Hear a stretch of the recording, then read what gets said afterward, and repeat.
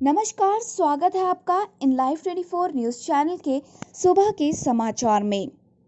तो सबसे पहले बात करते हैं देश से जुड़ी खबरों से।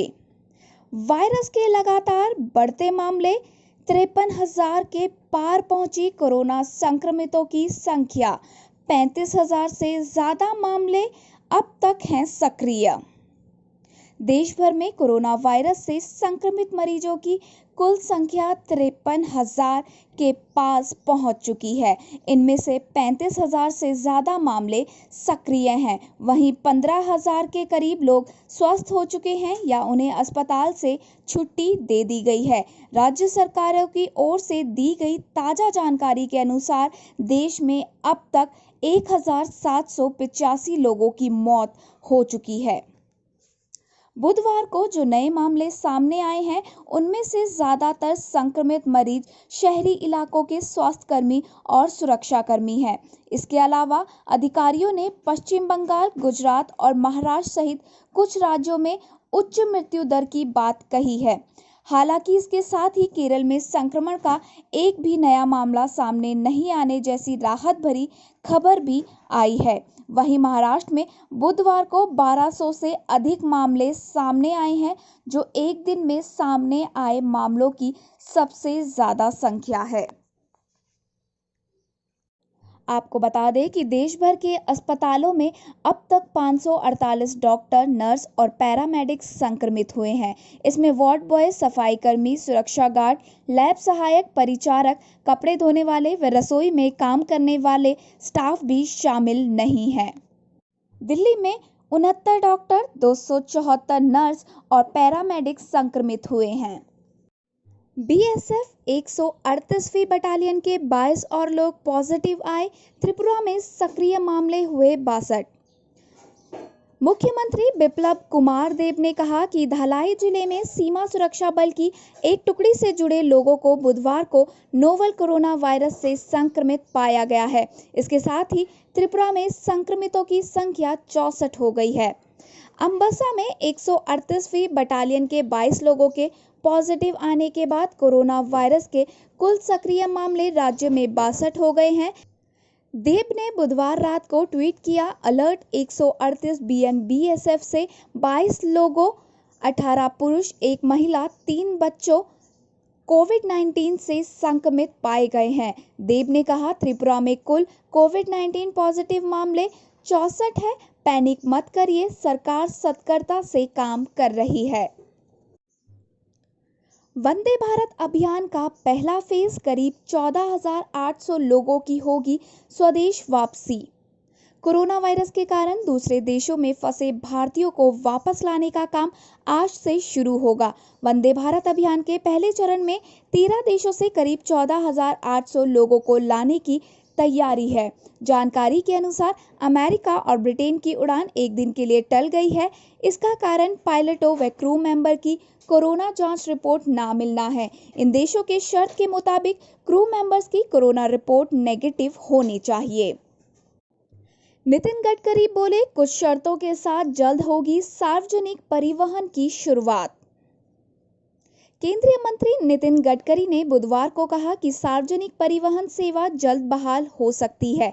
सरकार इसके सुरक्षित इस्तेमाल के लिए गाइडलाइंस बना रही है ताकि इस दौरान कोरोना वायरस का प्रसार रोकने के लिए शारीरिक दूरी जैसे मानकों का पालन हो सके। अखिल भारतीय बस एवं कार ऑपरेटर्स महासंघ के सदस्यों को वीडियो कॉन्फ्रेंसिंग के जरिए संबोधित करते हुए केंद्रीय सड़क परिवहन, राजमार्ग और एमएसएमई मंत्री गडकरी ने कहा, सार्वजनिक परिवहन जल्द बहाल होने की संभावना है।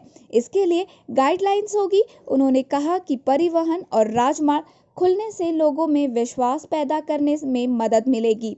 साथ ही उन्होंने बसों और कारों के संचालन के दौरान शारीरिक दूरी बनाए रखने, हाथ धोने, सैनिटाइजेशन और फेस मास्क लगाने जैसे सभी सुरक्षा मानकों को अपनाने के प्रति चेताया। यात्री परिवहन उद्योग के लिए बेल आउट पैकेज की मांग पर गडकरी ने कहा कि सरकार उनकी समस्याओं से पूरी तरह परिचित है और उनकी मुश्किलें कम करने में पूरी मदद करेगी। उन्होंने बताया कि वो प्रधानमंत्री नरेंद्र मोदी और वित्त मंत्री निर्मला सीतारमण के नियमित संपर्क में हैं, जो इस कठिन दौर में अर्थव्यवस्था की बेहतरी के लिए दिन रात काम कर रहे हैं। यूरोप ने मांगा भारत से पैरासिटामोल का 1000 टन कच्चा माल, एनपीपीए ने दी मंजूरी।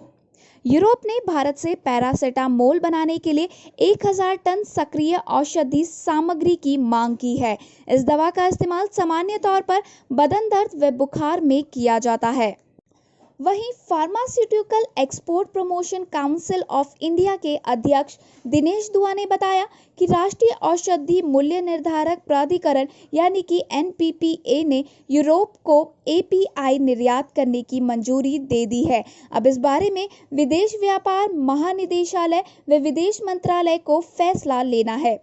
सरकार ने कोरोना संक्रमण को देखते हुए 17 अप्रैल को पैरासिटामोल से बनी दवाओं के निर्यात से प्रतिबंध हटा लिया था। हालांकि पैरासिटामोल में इस्तेमाल होने वाली एपीआई के निर्यात पर रोक बरकरार है। इसके निर्यात के लिए डीजीएफटी से अनुमति लेनी होती है। दुआ ने कहा कि यूरोप को हर महीने औसतन 1000 टन एपीआई की जरूरत होती है। कोरोना संकट से पहले एक समय ऐसा था जब भारत महीने में लगभग 1400 टन एपीआई का निर्यात करता था। उन्होंने कहा कि देश में एपीआई की पर्याप्त उपलब्धता है। हमारे हर महीने की खपत सिर्फ 2000 टन है। हमारी उत्पादन क्षमता लगभग 6200 टन प्रति माह की है। आपको बता दें कि यूरोप में कोरोना वायरस ने कहर मचा रखा है। पूरे यूरोप में इसके 15,20,412 मामले हैं। इनमें से 6 मई को ही 26,439 नए मामले सामने आए हैं।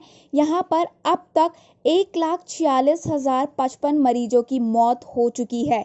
इनमें से 1,953 मौत केवल 6 मई को हो चुकी है।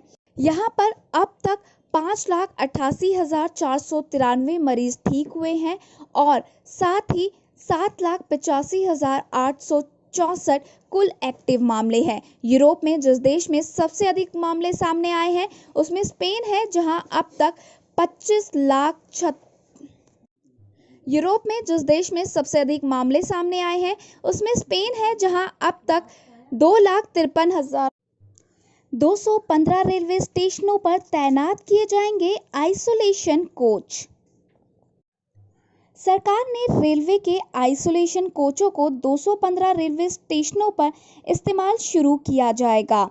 इन्हें COVIED केयर सेंटर के रूप में जाना जाएगा, जिन्हें संदिग्ध रोगी और पुष्ट रोगियों के रूप में वर्गीकृत किया गया है। स्वास्थ्य मंत्रालय के एक दस्तावेज में कहा गया कि इन स्टेशनों को 23 राज्यों और केंद्र शासित प्रदेशों में तैनात किया जाएगा।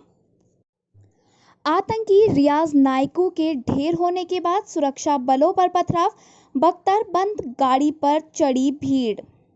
जम्मू कश्मीर के पुलवामा जिले में आतंकी समूह हिजबुल मुजाहिदीन का स्वघोषित प्रमुख रियाज नाइकू बुधवार को सुरक्षा बलों के हाथों मारा गया।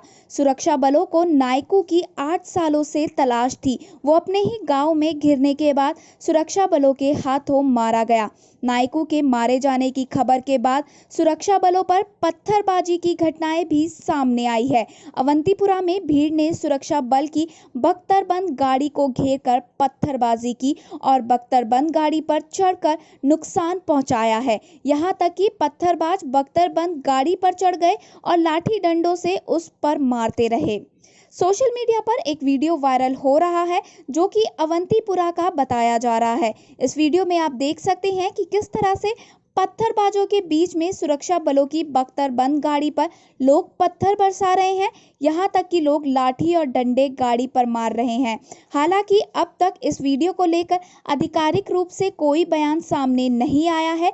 नाइकू के मारे जाने के बाद सीआरपीएफ का बयान सामने आया था, जिसमें पत्थरबाजी की बात कही गई है। चलिए अब बात करते हैं विदेश से जुड़ी खबरों पर। इमरान खान का दावा, पाकिस्तान के खिलाफ फर्जी आरोपों का अभियान चला सकता है भारत।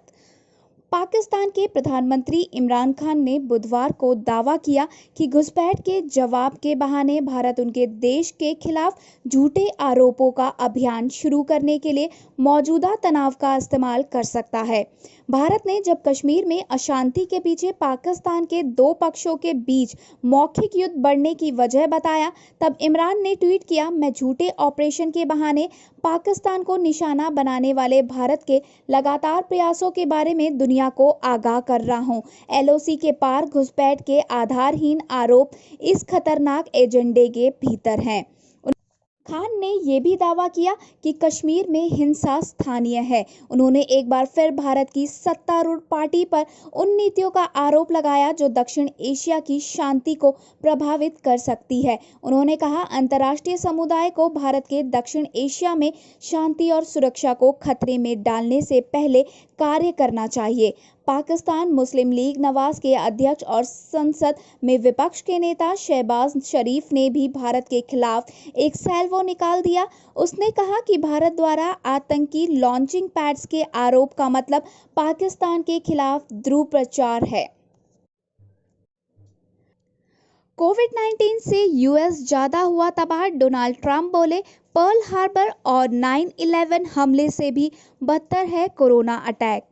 कोरोना वायरस का प्रकोप वैसे तो पूरी दुनिया झेल रही है, मगर इसने सबसे अधिक सुपर पावर अमेरिका को तबाह कर दिया है। अमेरिका में लगातार कोरोना से हो रही मौतों के बीच राष्ट्रपति डोनाल्ड ट्रंप ने कोरोना वायरस की तुलना पर्ल हार्बर अटैक या 9/11 के हमले से की है। डोनाल्ड ट्रंप ने बुधवार को कहा, कोरोना वायरस संकट पर्ल हार्बर और 9/11 के आतंकी हमले से भी बदतर है। व्हाइट हाउस में पत्रकारों से बातचीत के दौरान राष्ट्रपति डोनाल्ड ट्रंप ने कहा कि कोरोना वायरस महामारी ने अमेरिका को द्वितीय विश्व युद्ध में पर्ल हार्बर हमले या 9/11 के हमले की तुलना में ज़्यादा गहरी चोट पहुंचाई है। ये पर्ल हार्बर से भी बदतर है, ये वर्ल्ड ट्रेड सेंटर से भी बदतर है और ऐसा कभी नहीं होना चाहिए था। अफगान शांति वार्ता पर चर्चा के लिए अमेरिका के विशेष दूत करेंगे भारत पाक यात्रा। अफगानिस्तान में अमेरिका के विशेष दूत जलमय खलीलजाद भारत यात्रा पर आएंगे। इस दौरान वो काबुल और क्षेत्र में स्थायी शांति में भारत की महत्वपूर्ण भूमिका को लेकर चर्चा करेंगे। इस बात की जानकारी बुधवार को अमेरिकी विदेश मंत्रालय ने दी। मंत्रालय ने कहा, नई दिल्ली में दूत खलीलजाद भारतीय अधिकारियों के साथ बात करेंगे ताकि अफगानिस्तान और क्षेत्र में स्थायी शांति में भारत की महत्वपूर्ण भूमिका पर चर्चा की जा सके। पिछले महीने खलीलजाद ने भारत के विदेश मंत्री एस जयशंकर के साथ बात की थी और युद्धग्रस्त अफगानिस्तान में स्थायी शांति के लिए क्षेत्रीय और अंतर्राष्ट्रीय प्रयासों में भारत की भागीदारी का स्वागत किया था। विदेश मंत्रालय का कहना है कि खलीलजाद मंगलवार को रवाना हो गए हैं और वो पहले कतर की राजधानी दोहा जाएंगे, जहां फरवरी में दोनों पक्षों के बीच अमेरिकी तालिबान समझौते पर हस्ताक्षर हुए थे। इसके कार्यान्वयन पर जोर दे सके। अपनी यात्रा के दौरान अमेरिकी दूत पाकिस्तान की भी यात्रा करेंगे। खलीलजाद इस्लामाबाद में पाकिस्तानी अधिकारियों के साथ बैठक करेंगे और अफगान शांति प्रक्रिया पर भी चर्चा करेंगे। धन्यवाद। आज के लिए बस इतना ही। आगे की और खबरों के लिए बने रहिए हमारे साथ इन लाइव 24 न्यूज़ चैनल पर। और अगर आपको हमारी ये वीडियो पसंद आई हो तो प्लीज़ लाइक और दोस्तों के साथ शेयर करना ना भूलें और जाने से पहले हमारे चैनल को सब्सक्राइब ज़रूर करें।